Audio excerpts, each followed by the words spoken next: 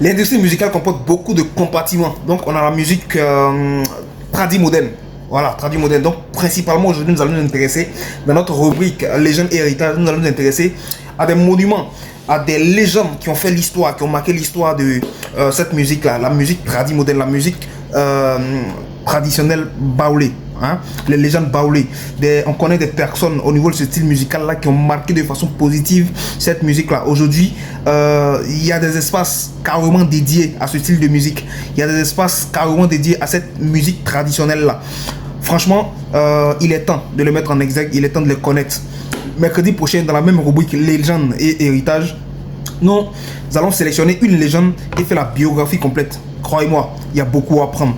Il y a beaucoup à apprendre. Mais pour l'instant, aujourd'hui, dans Légende et héritage, aujourd'hui, mercredi, on va citer quelques légendes, quelques personnalités qui ont marqué cette musique-là, cette industrie musicale par leur style, par souvent des paroles qui sont restées mémorables, qui sont restées intemporelles avec le temps. Voilà, donc en première position, on a la dame. La grande dame Antoinette Konan qui est la reine de la Oko. Elle a permis à ce que cet instrument soit popularisé. Elle a permis à ce qu'on puisse connaître cet instrument là. Donc on peut dire qu'elle a envoyé un style de musique. Elle a apporté quelque chose à ce style de musique là. Donc grâce à elle aujourd'hui, la Oko est considérée comme un instrument qui a participé à la fabrication de la musique tradie moderne baoulé. Donc en deuxième position, on a Amédée Pierre. Amédée Pierre est connu comme le père de la musique baoulé moderne.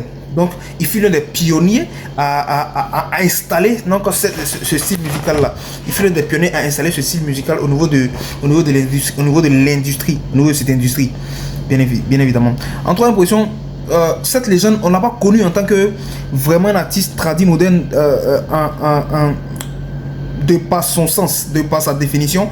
Il a plutôt fait la promotion, on l'a connu plus par la promotion du Ziglibiti. Bien évidemment, il s'agit de la légende NSO DJ.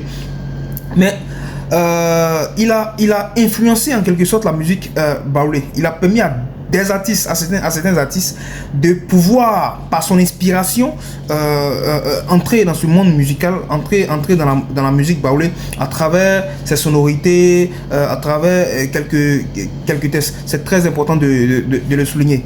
Voilà, ça c'est en troisième position. En quatrième position, on a le vieux père, la légende, Ndiaye Ponsens. C'est comme ça on l'appelle.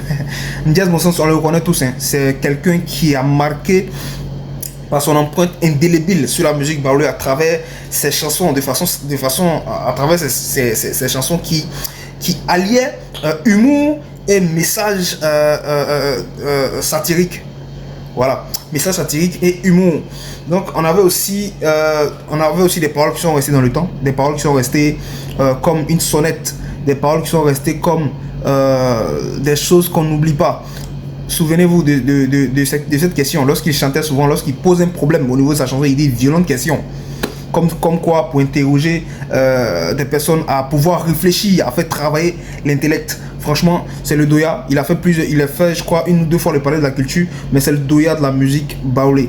Je répète, mercredi prochain, dans la même rubrique Légende et héritage, nous allons décortiquer l'actualité, la biographie d'une légende de la musique baoulé, parce que je pense qu'il est important aussi de les mettre en avant. Il est important aussi de savoir qui fait quoi, qui a fait quoi dans cette industrie-là. Donc, mercredi, à la même heure, on va le faire. Donc, en dernière position, on a ressassé la grande dame, la Doya Ala Thérèse.